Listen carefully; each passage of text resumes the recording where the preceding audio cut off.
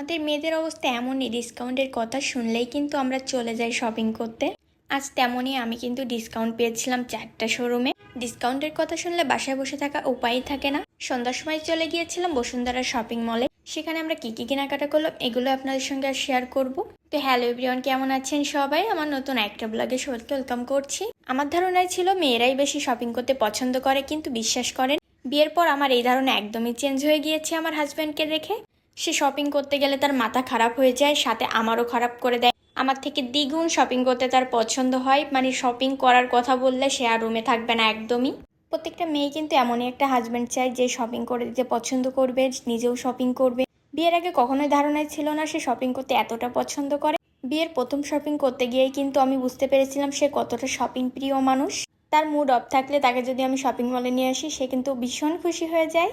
এই শপিং নিয়ে কিন্তু তার সঙ্গে আমার অনেক ঝামেলা বাঁধে, যেটা প্রয়োজন না সেটাও সে কিনে নিয়ে চলে যাবে, আমাকেও কিনতে হবে। তো যাই হোক, সবকিছু মিলিয়ে আমরা চলে আসছিলাম বাটাতেই। বাটাতে আমাদের ডিসকাউন্ট ছিল কোম্পানি থেকে, এজন্যই আসছি কিন্তু বাটাতে আসা।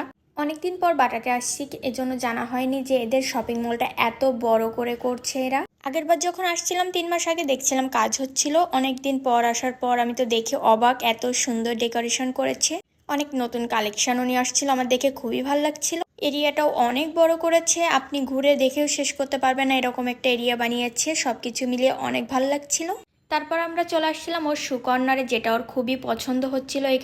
এখানেও চয়েস করছিল কোনটা নিবে। অনেক সময় ধরে ট্রাই করলো, তারপরও কিন্তু তার মন মতো একটাও মনে হচ্ছে পাচ্ছে না। লাস্টে এসে আমরা ঠিক করলাম এই দুইটা থেকে যে কোনো একটা নিব। এটাই কিন্তু আমরা ট্রাই দিয়ে দেখছিলাম। অনেক সময় অনেক গবেষণা করার পর তাকে আমি লাস্টে বললাম কপি কালারটাই নিতে।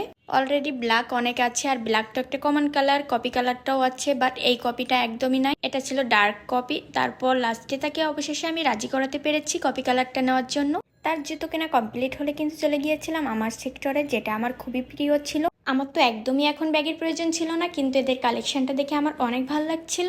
আমার থেকে আমার হাজব্যান্ডের বেশি পছন্দ হয়েছিল এই ব্যাগের কালেকশনটা। এখানে অনেকগুলাই ব্যাগ ট্রাই করছিলাম, তার ভিতর এটাই আমার বেশি ভালো লাগছিল। এই ব্যাগটার লেদারটাও অনেকটাই ভালো ছিল, আর সাথে ডিসকাউন্টে ছিল অনেকটাই, এজন্য কিন্তু ব্যাগ নেওয়ার আমার কৌতূহলটা একটু বেড়ে গিয়েছিল। এখানে প্রায় প্রত্যেকটা ব্যাগে আমি ট্রাই করে দেখছিলাম, আমার সব থেকে ভালো লাগছিল প্রথম ব্যাগটাই। ওই ব্যাগটার কাপড়টাও অনেক সফট ছিল, আমার এজন্যই বেশি ভালো লাগছিল। বাদ বাকি যতগুলো ব্যাগ দেখেছিলাম আমার একটাও চয়েস হচ্ছিল না। আমার প্রথম দেখাতে যে জিনিসটা পছন্দ হয়ে যায়, পরে গিয়ে হাজারটা জিনিস দেখলেও কিন্তু আমার সেই জিনিসের উপরই মন বসে যায়। অন্য আর একটা জিনিসও আমি পছন্দ করতে পারি না, এমন কার কার সাথে হয় জানি না, আমার সাথে তো সবসময় এরকমই হয়ে থাকে। ওদের এরিয়াটা এতটাই বড় ছিল যে আমি একটু বসে রেস্ট নিয়ে নিচ্ছিলাম। দেন তারপর আমরা বেরিয়ে কিন্তু একটু জুয়েলারিও দেখেছিলাম, বাট ক্লিপ নিতে আমার একদমই মনে